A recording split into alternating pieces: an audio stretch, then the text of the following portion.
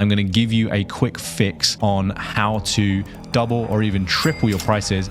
If you've experienced any of these symptoms, the chances are you are making one of these pricing mistakes. Having clients pressure you to do things faster. The second thing is nightmare clients. You feel you can't do your best creative work, right? Pricing mistake number one is hourly billing. Charging by the hour is one of the main reasons that we attract low value clients. The second big pricing mistake is, what do we do to flip this on its head so we're not making these pricing mistakes? We're attracting the kind of clients we really want to attract. We first want to focus on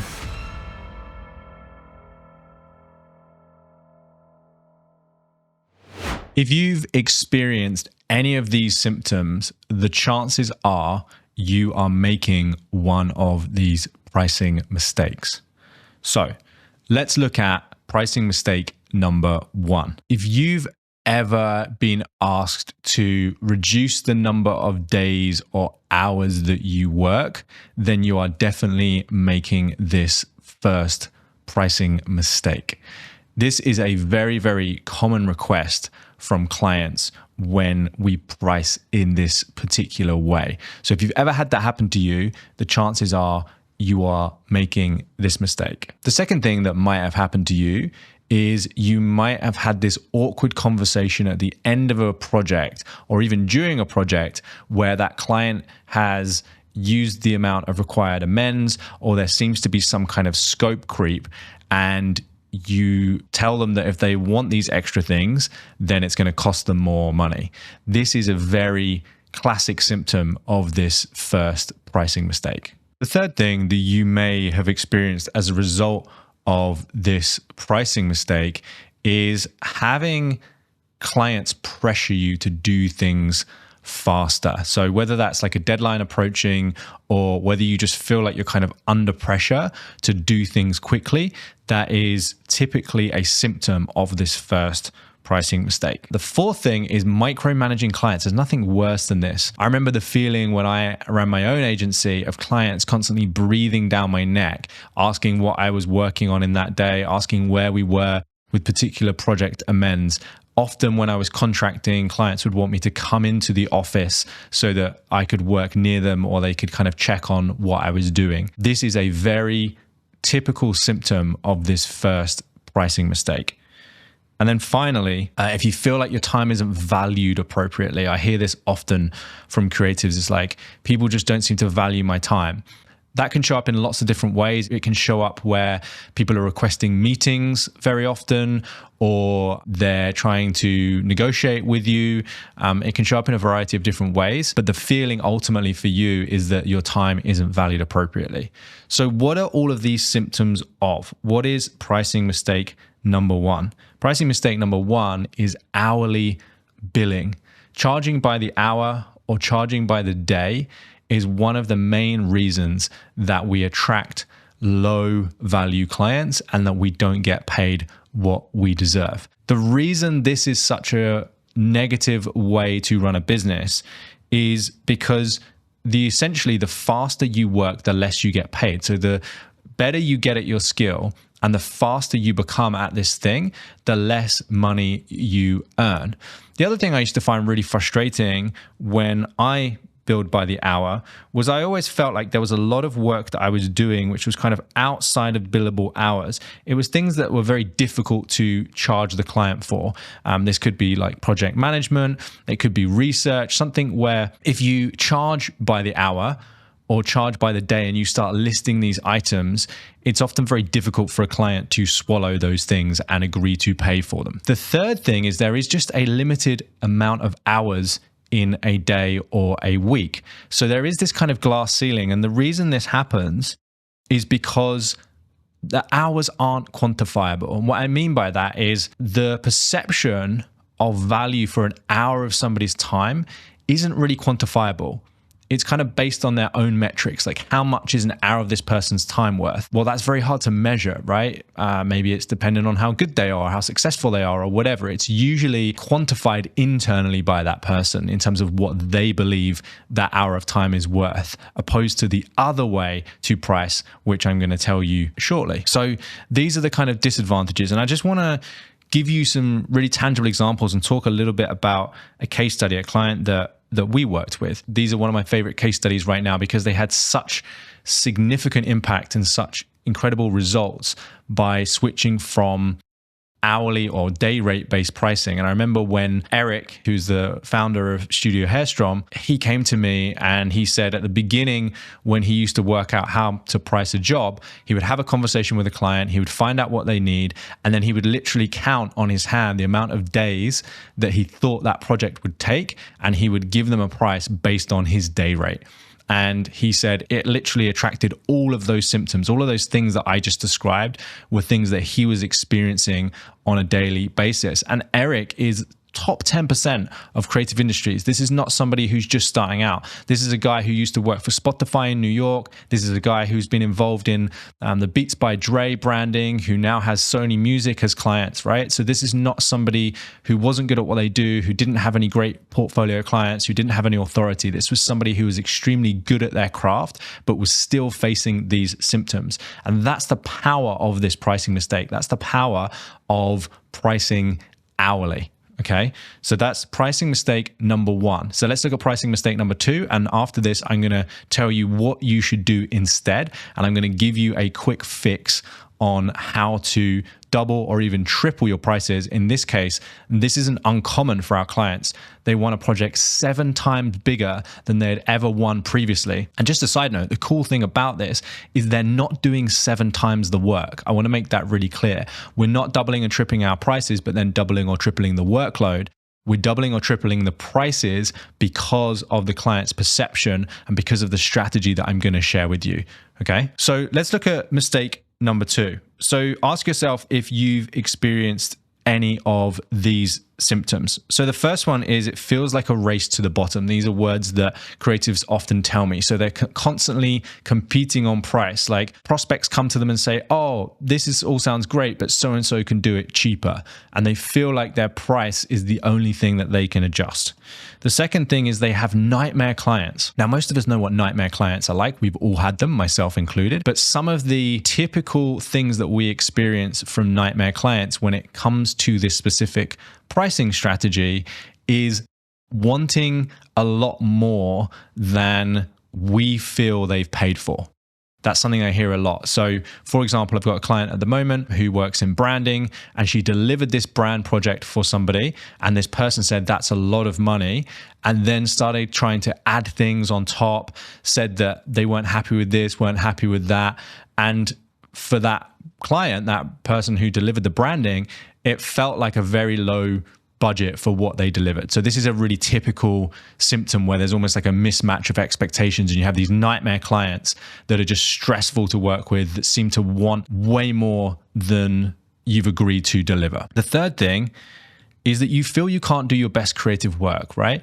Imagine what you would do for your clients if your project's budget had an extra 0 on the end. What would be possible? What else would you do differently? Who else would you bring in? So what I hear when people are making this mistake is they just really feel like they're not doing their best creative work. They're not doing everything that they know they could do for that client. And then the final thing is they're constantly haggling. So they constantly feel like they're being beaten down on price. They constantly want to know, how do I negotiate this? How do I build better negotiation skills? So what are we talking about here? Well, the second big pricing mistake is undercharging. Now, I know that sounds simple, but I think most people know when they're doing it. They're quoting a lower fee because they're hoping that if they are cheaper or within budget for that client, they will have a better chance of winning that project. And that is a fundamental mistake that a lot of people make. They undercharge because they think it's going to help them to win that project. And in my experience, the opposite is actually true. And what I mean by that is it attracts the wrong kind of clients. So undercharging and chronically undercharging, some of the people that I've worked with, one of the reasons we've been able to get such big uplifts with them is because they were chronically undercharging when they first came to us. And in my experience, this is like 80% of the creative industries are chronically undercharging.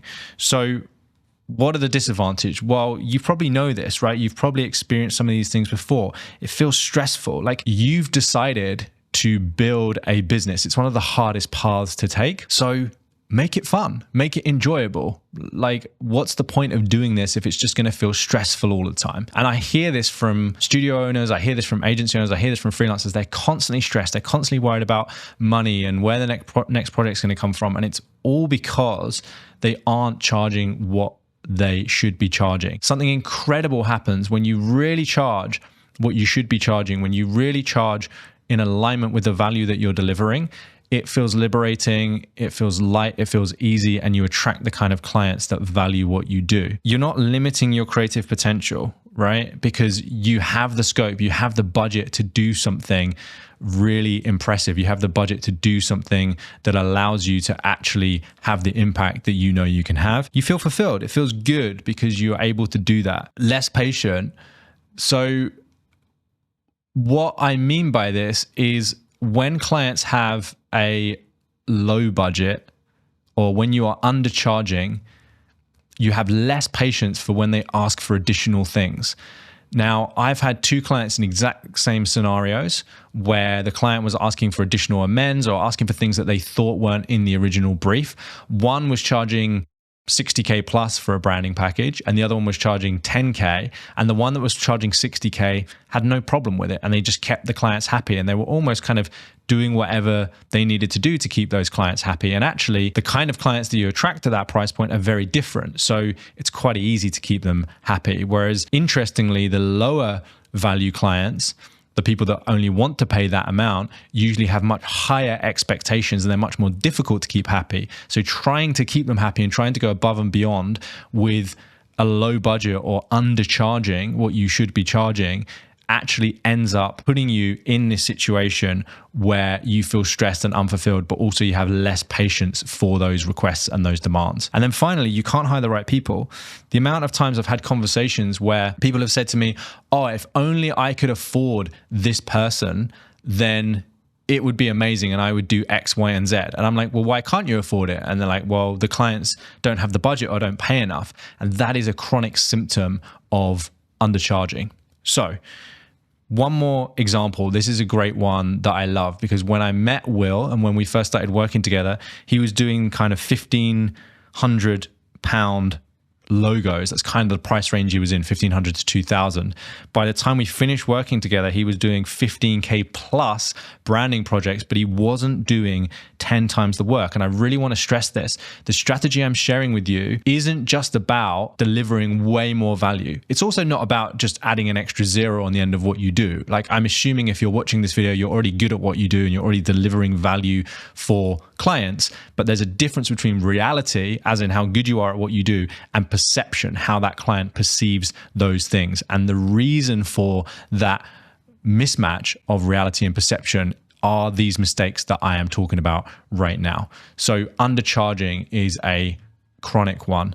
And this is the result of that. Okay. So when you get this right, when you flip this round and when you do the thing that I'm about to share with you, you can 10x in this case, the price of your work without 10x the workload. So let's look at the final pricing mistake, and then I will get to the strategy that will actually allow you to overcome these and really charge what you're worth. So if you are making this final pricing mistake, then you will attract clients that constantly expect discounts.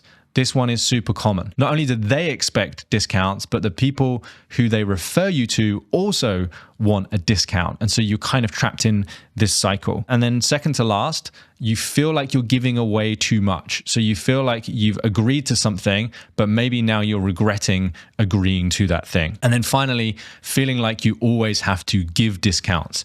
It's almost like you're stuck on this roller coaster or this cycle of giving people discounts. So what is the pricing mistake? What am I talking about? Well, you might have guessed it already. It may be too obvious, but it's discounts. These things are created by giving discounts in the first place. It's the act of discounting your services that actually creates all of these symptoms. And I know that sounds simple, but I also see way too many people doing it. So I can tell you what to do instead, but this is what discounts create. As I said, we're trapped in this cycle. The other thing is when you give a discount, clients don't value you as much, because essentially what you're saying is, I told you it was this price, but really, I'm actually happy to accept this price. So really, this is what it's worth, because something is worth what someone is willing to pay for it. That's how much it's worth. And so if you allow them to pay that for it, in their mind, that is what it's worth, right? There's no room for amends. When you discount, and then it comes back to our previous point of undercharging, it's like you charge less than you want, and then you might even add a discount on top of that. And by the way, the difference between discounting and undercharging is when you set your price there because that's what you think is going to win you the project. So you don't have to discount to undercharge. Discounting is literally saying to a client, here's how much it would be. And they say, oh, that's a bit out of our budget. And then you lower the price. So discounting is where the client is aware that you are lowering the price based on their budget or based on the fact you think that's going to help you win the project. Undercharging is just, you can do that without the client even knowing, right? So that's the difference between these two. So discounting creates that, and it really attracts a certain type of client. It attracts a type of client who is looking for discounts. They are bargain hunters, these people, okay?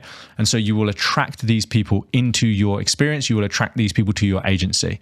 So do not discount. Last little case study I'll show you. When we stopped Alessandro from discounting and we showed him the strategy I'm about to share with you, he was able to take a client budget from 12K to 25K in one conversation. And I just love some of these case studies. I love when clients share this with us, because it gives me so much fulfillment, because I knew that he should have been charging 25K in the first place. So this is what it can lead to. And I just want to show you that this isn't just like a one-off. I want to share some of the messages that we get in our community and some of the things that our clients share with us when they start doing this. This is Will, who I just used as an example, and this is another win that he was sharing. But I just want to point out some things from here. It's like their budget went from, hey, we can only afford 5K max, to actually we can afford 10K. So how are they doing that? Well, I'll tell you in a minute. And the great thing here is we didn't really need to push them on it, right? So this is a really, really great strategy, because it's not about salesy. It's not about being a hard sell or doing anything that is going to be uncomfortable for you. So that's really important. Quick one from Matt. We work with clients that have a variety of ranges of project sizes. Matt's typically on the higher end. So he won a contract for £500,000 over 12 months. And the cool thing about the way he implemented this is they got 2 months of that revenue up front. So they got a chunk of that money up front. Other people like Cameron booked a 10K client. But the thing I love about this is one of the advantages of the strategy that I'm going to share with you in a sec, is that she was able to use some of the things like these storytelling techniques and branding that she'd been studying, but she hadn't been able to use it because clients just didn't want to pay for it. They didn't see the value in it, right? But when she framed things in the new way, she was able to do that and actually get paid for some of the things that she really wanted to do. So these are just some examples of other advantages of the strategy that I'm going to share with you, which helps you to avoid these pricing mistakes. So let's talk a little bit about the fix. What do we do to flip this on its head? So we're not making these pricing mistakes. We're attracting the kind of clients we really want to attract. We're charging what we're worth, and we're getting the kind of budgets that we really want to get. So for this strategy to work, there are a couple of things that we really need in place. You may have heard me talk about the 2 islands before, but essentially we need to make sure that we know these things before we implement this strategy. The first thing is the who, right? Who do we actually want to work with? Who do we actually want to target? And unfortunately, it's not enough just to say small businesses or business owners or brands. It's just a bit too vague. We need to really zero in on who is our ideal client. Who is that person that we really want to work with, that we really care about, that's going to pay us well, and that we're going to be able to get a great result for. If we don't know this, the strategy that I'm going to share becomes harder and harder to implement. So the first thing is who. Who do we want to help? The second thing is we need to know, where are they now, right? So where is the now? And I've done this in red because the thing about the now that we want to get really clear on is what's the pain or what's the frustration or what's the challenge that they are currently facing. And we need to get really clear on this. Not, oh, they don't have a great website, or their branding is off, or they don't use video well. That's not the thing that's actually going on. The important part of this, the important part of identifying the pain, the frustration, where they are right now, is it must be languaged in their terms. So it must be something that when you say that, they identify with it. And the question that's coming to your mind right now is, how do we find that out? The answer to that is through conversations. Go and speak to those people. Go and research. If you have to, look on Facebook groups, ask friends, like whatever you have to do to find out that information. It should be something they're saying rather than something that you see. Really important. So we want to know where they are now, what's their pain. Then we really want to get clear on where they want to be, the future. No pun intended. What are they trying to get to? And so the pain is the pleasure or the desire, like the desired state.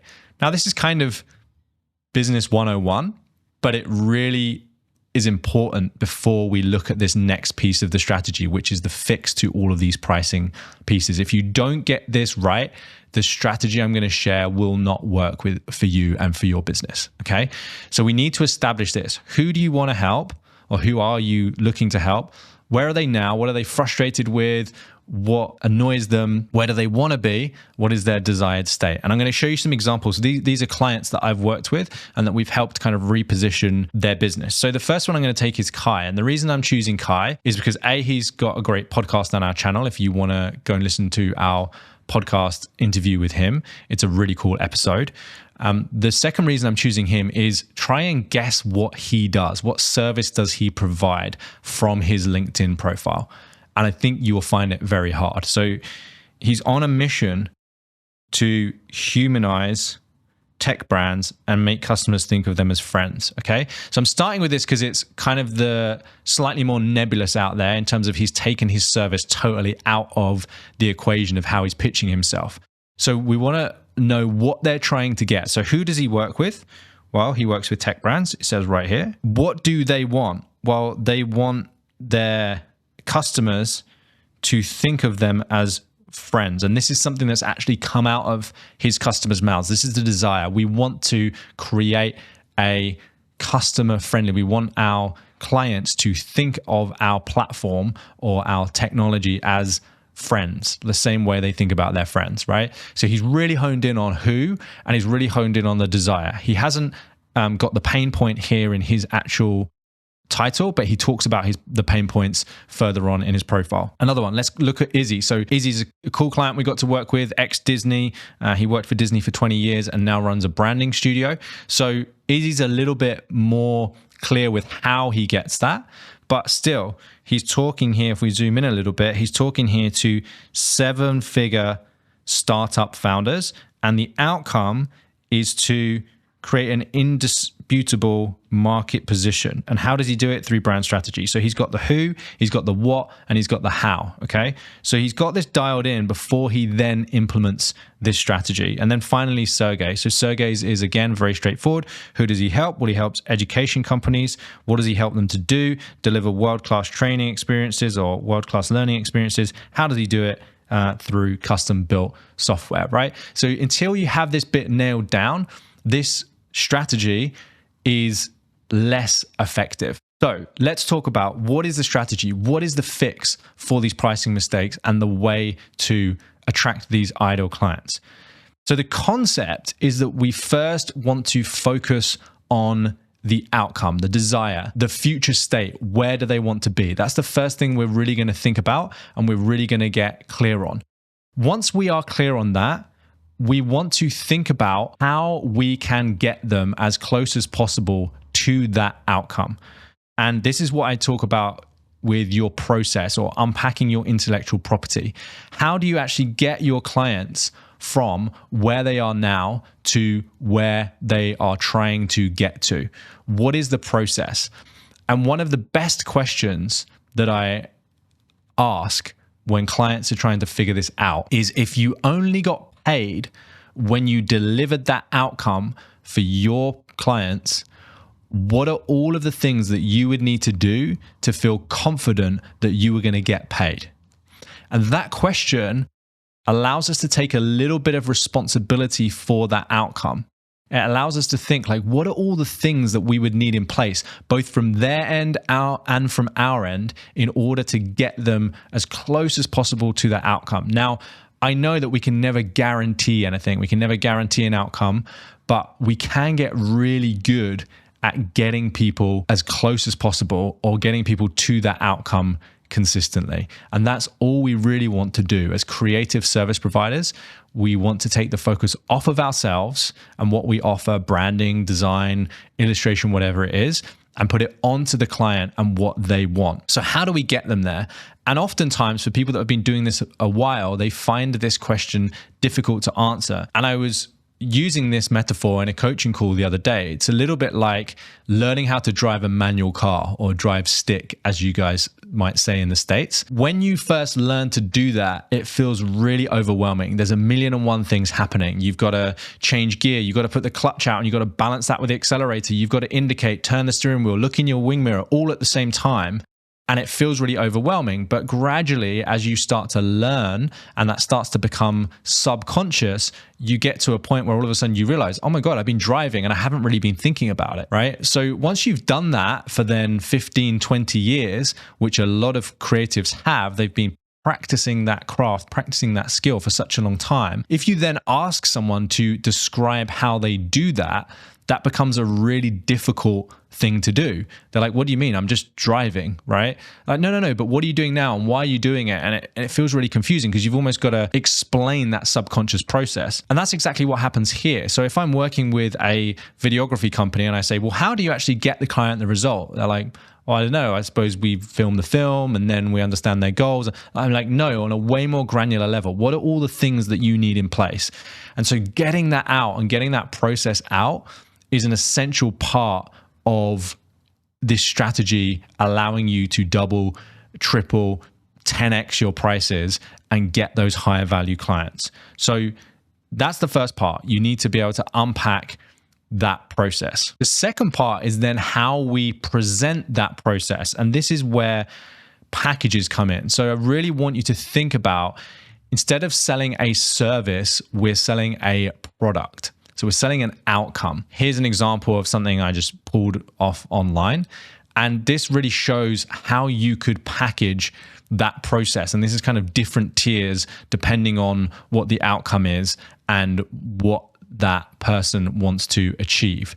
So these things are really based on outcomes. Like, what are you trying to get, rather than what are we doing in terms of hours or manpower or whatever else. And so packaging our services in this way is one of the most powerful ways to attract high value clients that will pay you what you want, and more importantly, allow you to showcase and demonstrate how you get those outcomes for people. So once we've done that, then we can really start thinking about, what do we want to charge for this? And we want to think about that in the context of the outcome that we're getting for that client. So the big idea here is that clients are really buying a result. And the better we get as creatives at delivering that result, the more money we can charge and the bigger the budgets clients will have. And I learned from Daniel Priestley early on that if you want to charge a lot of money, you have to solve a big problem. So the bigger the problem, the bigger the transformation from A to B, the more money you will be able to charge for that. So think about the kind of clients that really have decent sized problems. They have some of the things in place that they need in order for you to help them.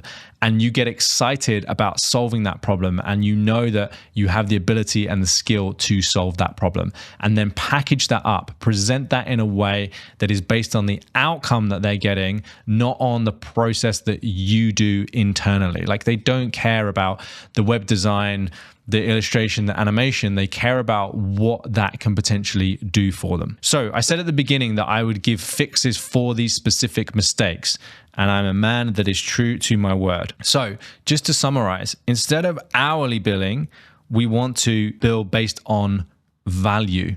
Okay, what is it worth to the client, not how much time are we spending on it. And if you don't know that, then you need to have more conversations and you need to ask better questions. Rather than undercharging, we want to price accordingly to the outcome, right? So rather than just saying, oh, I think this is what it is under budget, we want to price to the outcome. And this is one of the best ways to handle that objection, this is a lot of money or this is too expensive, is around this. Because if you are anchored to the outcome and what that is worth, the value that is for the client, then it's a really simple question back to that person. It's like, I hear you, I understand this feels like a lot of money to you. I'm curious, a lot of money compared to what? Right? And we want to make sure we're comparing it to the outcome, not to what they think an hour of your time is worth or what Joe down the road charges for his services, right? Expensive compared to what? So we want to anchor this on the outcome. So instead of undercharging, we want to price for the outcome. And then instead of giving discounts, we want to give bonuses. So instead of taking things away, add things on. Think about something that is easy for you to deliver, that wouldn't cause too much pain or that wouldn't take too much time or additional budget, but that would add some value for the client, right? What's a nice little bonus that you could throw in that is really nice for the client, but doesn't really cost you much? So for example, one of our clients used a strategy day. As a bonus, they threw in a strategy day where they just did a half day over Zoom. It was half a day of their time, not a crazy amount. And it gave the client loads and loads of value because they got really clear on their mission, on their vision, on their goals. Now that might be part of your process already, but there's nothing to stop you throwing that in as a bonus, right? So give bonuses, not discounts. So they are the three most common pricing mistakes that I see that prevent agency owners, freelancers, creative business owners from really charging what they're worth and attracting big budget clients. I'd love to know in the comments, which one of these are you making? Maybe it's all three. So one final thing I want to leave you with is this idea that I've discovered recently. I've spent hundreds of thousands of dollars on courses, coaches, seminars. Some were amazing, some doubled, tripled my business, some didn't work at all. And I've realized that if you want to take these insights that I'm sharing with you in this video and turn them into income, there are three things that you need, that you must have. First one is the strategy, and I've just given you that, right? So you've got that, you can check that box. The other two things that most people don't get is they don't get support. And they don't get support from the right people, either people that have been there and done that before or people that are very good at guiding them through that strategy. So maybe there's a part of the strategy you didn't quite understand, or maybe you've tried part of this already and it didn't quite work for you. There's probably some nuances that are specific to your situation that you just need some support or some guidance on. So the second thing you really need to get is some support from somebody who understands the strategy. And the third thing is the system. And this is crucial. Most people don't have the systems to actually track and implement these processes. So as an example, in relation to what we just did, most people don't know what their average project value is. They haven't been measuring that. They haven't had a system that tells them that. So when we package their services, when we do all the things that I've just shared with you, and then we say, well, what's your average project value now? They don't have anything to compare it to. Okay, so they don't have the system to track the progress, to know what's working, what's not working. Maybe they present the offer and packages to people, but some people say no, but they don't know how many people have said no. So they're not tracking the percentage of sales that they're making. So we really need to make sure that we have the systems in place to be able to track and implement the strategy. If you'd like some help with this, I currently do have 3 coaching spaces left for agencies or freelancers doing 10K and above that want to double or triple or even maybe 10x their prices and attract higher value clients. I will put a link in the description below if you would like to apply for one of those spaces. If you got value from this, please let me know in the comments, and don't forget to subscribe to this channel already if you're not subscribed. My name is Matt Essam. I hope you got some value.